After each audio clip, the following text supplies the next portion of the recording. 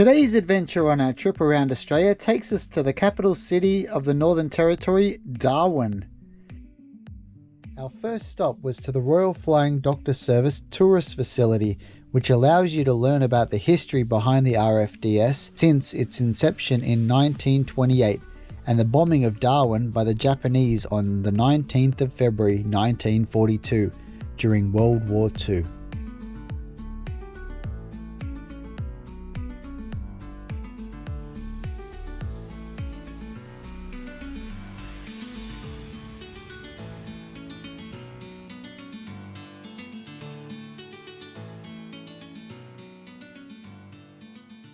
Most Australians live in heavily populated coastal regions, clustered together in the safety of numbers, with first-class medical help only minutes away. But for the people of the outback, it can sometimes take hours, even days, to get treatment for themselves and their families. In 1927, the Australian Inland Mission Aerial Medical Service and Qantas signed an agreement to operate an aerial ambulance from Cloncurry, Queensland. When Arthur Athlet took off from Cloncurry on 17 May 1928, he was flying a single-engine timber and fabric biplane named Victory, leased from Qantas for 2 shillings per mile flown, with the federal government paying half the cost of maintaining the aeroplane and the other half funded by donations. The first aircraft, the de Havilland DH-50, could carry a pilot and 4 passengers at a cruising speed of 129 kilometres per hour for a range of 500 to 600 miles.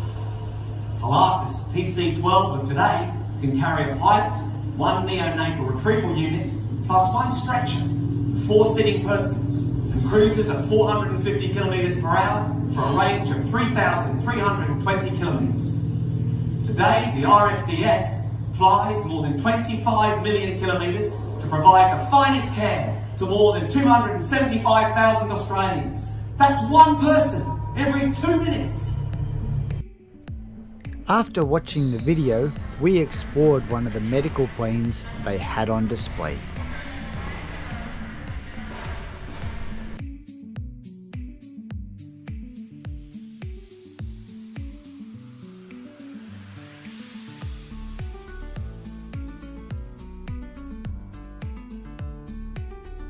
You can also learn about the history of the bombing of Darwin Harbor during World War II via a video. I'm Etheridge Grant. My friends call me Jim. I was the commanding officer of the USS William B. Preston on February 19, 1942, the day war came to the shores of Australia. I'm here to share my story and the stories of others from that fateful day when Darwin came under attack, right here where you are sitting. The VR headsets provide you with a 360-degree experience of the bombing of Darwin in the harbour.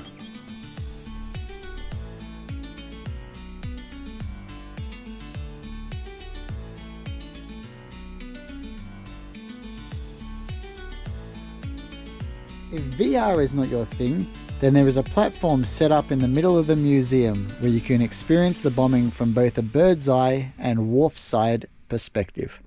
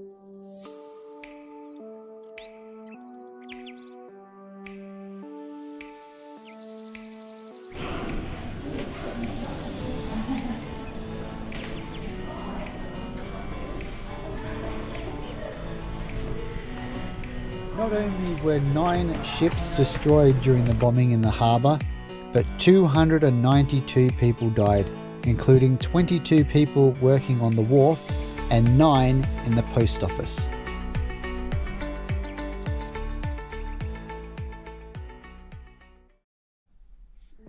Our next place to visit is one of Darwin's best kept secrets, the World War II oil storage tunnels.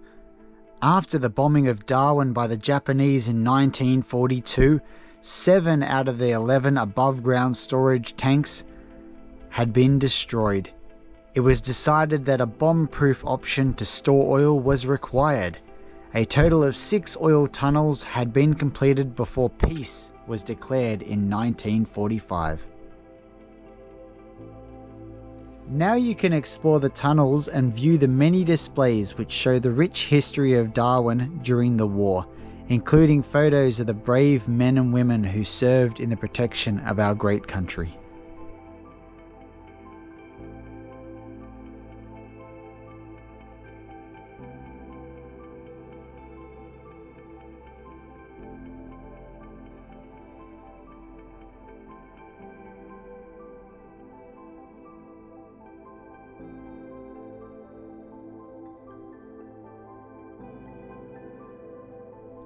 The Museum and Art Gallery of Northern Territory has a large variety of animals on display, from birds to aquatic life to fossils and ancient animals. There is even a famous giant 5.1 meter crocodile named Sweetheart, who escaped capture for 9 years before being caught in a trap and accidentally drowning. But we didn't entirely come for the animals, we came to learn about Cyclone Tracy, which hit Darwin in the early hours of Christmas Day 1974. It killed 71 people and devastated 80% of the city.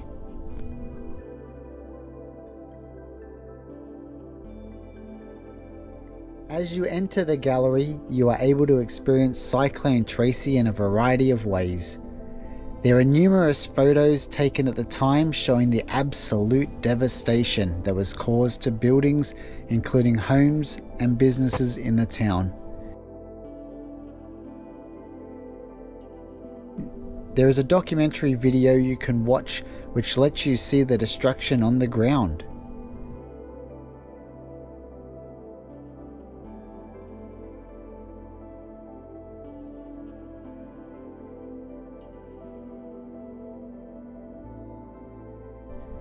A dark room which allows you to hear the wind at the time that Tracy hit.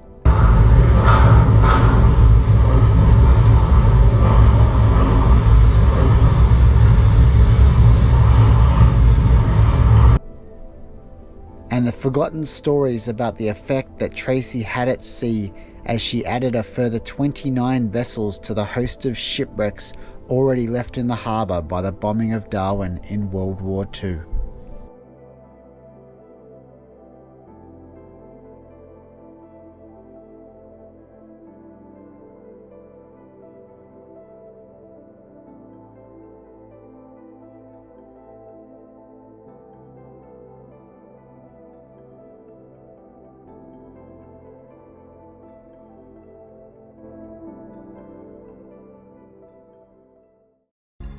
Make sure you subscribe if you want to join us for our next Nikitan family adventure.